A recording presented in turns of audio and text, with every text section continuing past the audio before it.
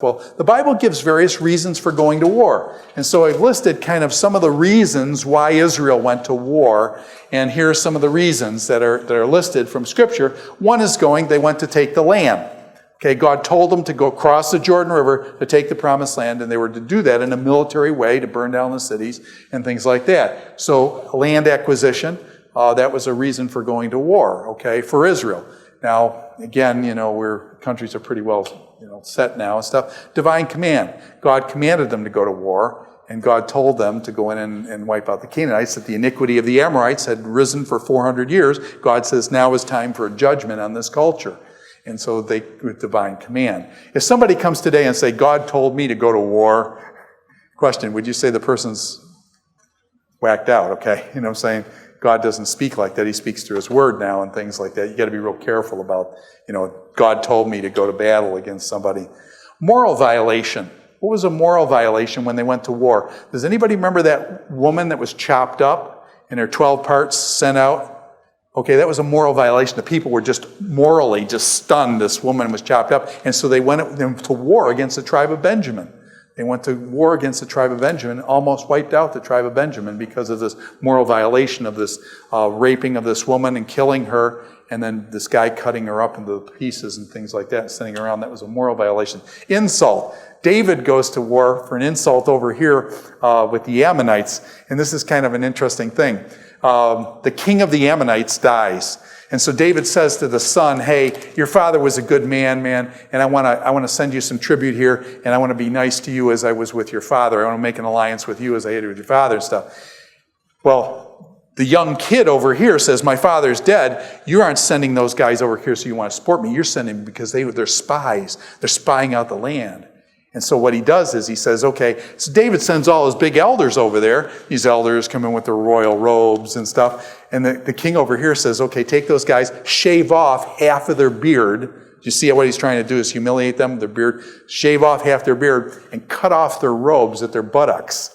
So basically, these guys are streaking back home with robes that only cover this part of your body and stuff. So, was that thoroughly an insult? Thoroughly an insult and stuff. So David then gets insulted, and then he sends out Joab to go to war against the Ammonites and stuff, and that's when the story of David and Bathsheba happens as a result of that insult, that moral insult. And so, insult. Defense, this is a big one. Israel's attacked a lot by oppressive regimes coming in from the Moabites, Ammonites. The Philistines are always beating up on the Jews and stuff, and so the Israelites, in order to defend themselves, they go to war in defense. Oppression. Sometimes they're oppressed. The Israelites were commanded to pay taxes to the Moabites, and the Moabite king comes in and says, hey, you got to pay tribute to me. And the Israel says, we don't want to pay tribute. By the way, is this kind of like America? No taxation without representation. We need to revolt in the American Revolution kind of thing from the oppression of the king and things, whether it was legitimate or illegitimate. Big question. But anyways, this notion of being oppressed and by another people through taxation or various things. And then lastly, Israel goes to war to help others. And sometimes Israel goes to battle to help another group fend off oppressors or whatever. So Israel sometimes helps others. And so these were all reasons for going to war. Now, each one of these has their pros and cons, and each one of them you need a lot of discernment to know when to apply. But that's some of the reasons why war was done in war. Now, here's one that's new for America, and this one's called preventative war. And I'm not sure how I feel about this. Part of it really bothers me. The first strike, in other words, you strike first to avoid them striking you. By the way, what am I talking about now? Let's be more explicit than I probably should be. Iran is trying to develop a nuclear weapon. Israel says, if Iran gets a nuclear weapon, are they going to use it on us? Had they already said they're going to try to wipe Israel off the map? That's explicit statements from their leaders. We're going to try to destroy Israel. So therefore, is Israel going to go over and destroy them before they get to do the nuclear weapon? Or does Israel sit there and just say, well, we'll just wait until they do the nuclear thing, and then we'll respond? What's the problem with that? They do the nuclear thing, is it possible there weren't going to be anybody to respond to? Because everybody's going to be dead, okay? There's going to be a lot of people dead and stuff, you won't be able to respond. So do you do the first strike type thing? Okay? This is a very, very tricky question, preventative war, and I'm not sure what I think about that and things. The future problems that you guys are going to face is, in the old days, you had countries going to war. Countries went to war with other countries, right? What's the problem now? Is it country going against country? No, it's small groups going against small groups. You've got, like Al-Qaeda groups, you've got Hamas groups, you've got Hezbollah groups, and these groups come, even in America, with cells in America that are ready to be called to do all sorts of dastardly deeds and things like that. So future problems, what do you do if you got a nuclear weapon in cities? All of a sudden they claim that they've got a nuclear bomb in New York City. What are you going to do? You got a nuclear bomb in New York City, what are you going to do? Okay? What if they've got a nuclear bomb in New York City, Washington, and Philadelphia? What are you going to do? Boston. They put those 4 cities. What are you going to do? They blow up one, and then they say, we've got 3 other ones. On your knees, Americans. On your knees, Americans. What are you going to do?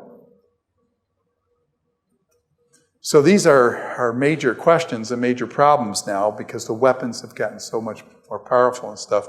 There's no national identity with some of these groups now. You've got just whacked out people, individuals who don't wear military garb. They're not representing a country. They're just their own wacky ideology. And they feel like they can go around killing people. And so there's ideological groups and stuff of individuals and not countries. And then how do you fight a war against that? How do you fight against a war against individuals doing this stuff that aren't associated with a country? Are you guys going to have to figure this stuff out? Yeah, it's your generation's going to have to figure this out. This is like it's never been before. These are new things. And then the stakes are getting higher, right? Stakes are getting higher. And I'll just put it flat out. My guess is that in your lifetime, you're going to see stuff that pales what I've seen in my lifetime. It's going to make it look like there's nothing. And it's going to come in your lifetime because of the capability of doing all these things now. And people, all you need is one crazy person doing some bad stuff now.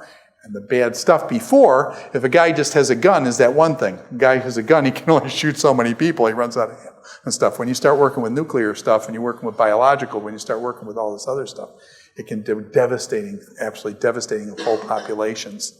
And are people crazy enough to do that? Are people crazy enough to do that? Well, when you see 2 planes fly into a building, are people crazy enough to do that? Do they believe in what they are? Do they believe in what they're killing?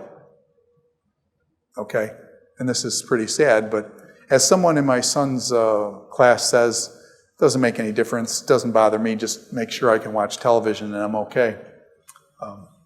Anyways, he actually had a kid in his class say that, and this kid was probably 19, 20 years old. Is that a problem? Wake up time. So anyways, be careful.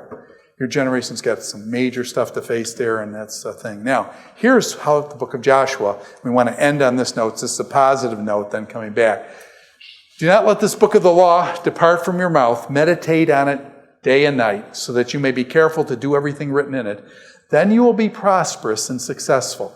Prosperity and success predicated on meditating on the Word of God, the law of God, and implementing it in your life. So the book of Joshua ends that way, kind of linking itself in with the law and saying, meditate on the Word of God. And that's an important thing and a good thing. And the good thing is we are done Joshua.